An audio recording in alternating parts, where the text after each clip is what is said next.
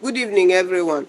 First of all, before I say anything, may I offer once again my deepest condolences to my brother, His Royal Highness Sara-Igbe. It's not a thing to even contemplate as a parent that there will be a day that you will have to make arrangements to bury your own child. It is always one of the most painful things I can imagine as a parent. Sara-Igbe and I saw ourselves on Sunday, and then we met again, agreed to meet ourselves again the following day on Monday. And so when I heard the news, I couldn't believe it, how quickly things can change for anybody, from joy, happiness, carefree, to devastation. It was just unbelievable. I also know, I think most of us also know, that earlier on in the year that we prayed with him, effectively prayed with him, and God answered our prayers, where his first son survived a drastic operation. I don't know if many people know about it here or not, but I'm sorry if I'm saying it on your behalf for the first time, but it's just how shocked I was, that what? In a space of 6 months, less than 6 months, that this man has endured such drastic movement from this one that survived and then to another child that didn't survive. And I've not even been able to speak to him. I sent him a message as quickly as I heard it. I also informed Ike Clark immediately when I heard it. And I knew I couldn't speak to him because he would be somewhere at home and I wouldn't reach him. And so it's just now that I whispered to him and asked some questions, and he answered me, he gave me the answers. And all I can say as a Kalabari mother, the way we console ourselves in times like this, especially when the death is coming from childbirth, we console ourselves with the fact that we could have lost two, but we lost one. And so the remaining one becomes very special. The remaining one becomes like a representation of the one that we have lost. So going from that alone, my brother, I don't know how to console you, your family, your children, your wife. I just don't know. But one thing I do know is that only one person can console you to the point where you don't feel that pain anymore, and you give him all the glory, and he is the God Almighty. May God Almighty give you the strength, your family the strength, your children, everybody that is affected by this, to pass through this stage and continue to see God for who he is, which is somebody who will never leave you no matter what the circumstances are, as painful as these circumstances is. Except on behalf of the group we all belong to, and people of River State, people of Ijaw Nation, Kalabari particularly, Akulga especially, that God will reward you, and this child will grow up to be what God has destined this child to be, in the name of Jesus Christ. In everything, we should give glory to God. Once I was in a function where a good friend of mine was making a remark, and he said he had come to know realize that girls or female children could be most pleasurable in a family.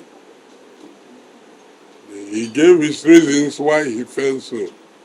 That men probably think that every family should have male children. But he has come to discover that female children too are most valuable, most pleasurable. They give a lot of joy, a lot of pleasure to the family. Because they are invariably the people who are around their parents who say, how are you, daddy? How are you, love? Are we eating? You're not eating. He thinks the male children are always there when they always want something. They come around, hello, daddy. Hello, you know. And he discovered that when he lost his daughter, he thought that was the end of the world. But later on, he realized things started moving smoothly with the family.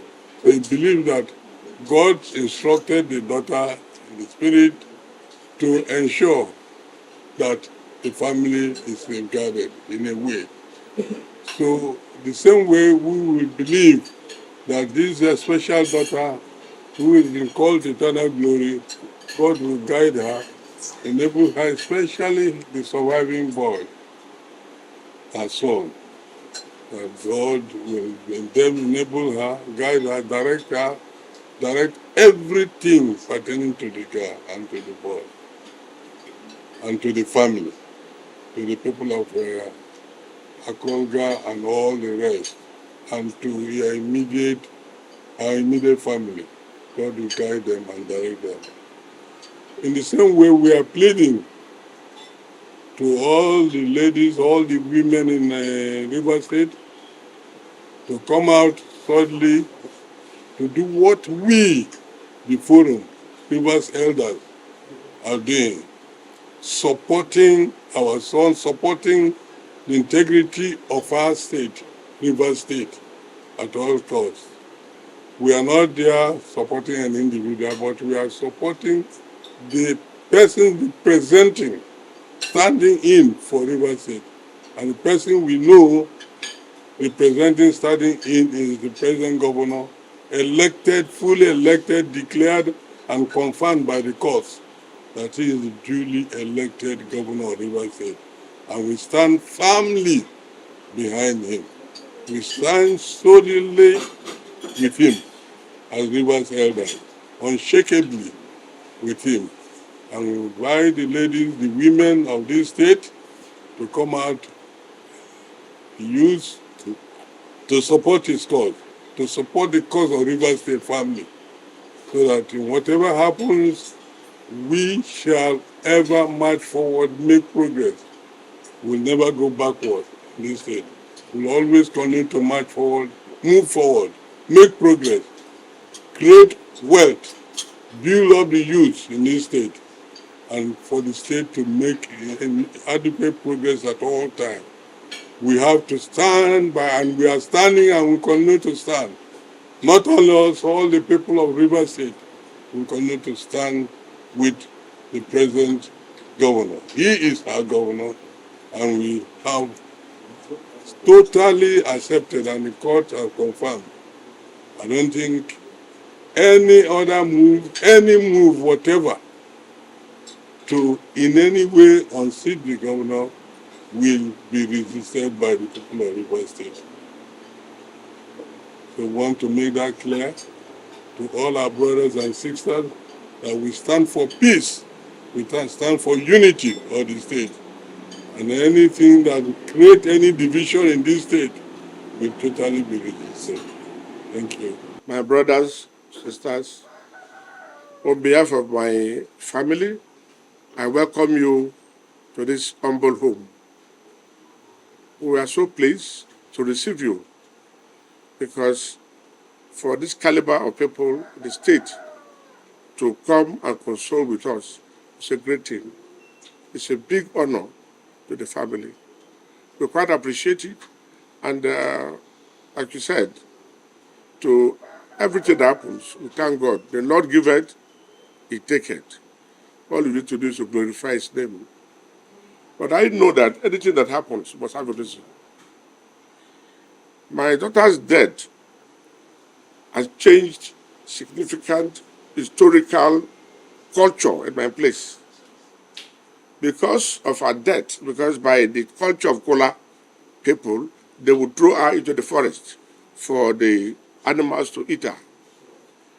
And that is not a modern day lifestyle. So she was taken to Abonima and buried, because I'm also an Abonima man, and they buried. But a few days after her death, the community met, the Council of Chiefs, and all stakeholders met, and decided to change several laws, including one of the most significant law, the Abua-Kola relationship. Abua cannot marry a Kola man, neither can a Kola man marry an Abua woman. It's a taboo. It's a very serious taboo, age-long taboo. But the community have taken a decision, because of her death, to change several cultural laws, including that. I think God has a purpose for doing that. If she did not die, these laws would have remained. This is a lady, her mother is a princess, her father is a prince. So she's a princess. And you want to throw her into the forest, the daughter of a king, a past king, and his highness. But to God be the glory, she has come to change certain culture. And that is the most significant aspect of her death. It is very painful. She has a small boy, 4 days old when she died. And by the grace of God, we thank God he's still alive. Every day I phoned to find out how he's doing. By the grace of God, he's being sustained. So we thank God Almighty. He knows everything. But it's very painful for you to lose a daughter of 30 years. You are expecting that when you die, these are people that will come around to stand for your burial. But like I said, God knows the best. We appreciate you. We thank you for coming. And to the media, we also appreciate you, because it's not everybody that will get this kind of caliber of personnel to visit the person. We quite appreciate. On behalf of my wife, my children, we are so grateful to you. May the Almighty lead you safely to your various destination. In Jesus' name,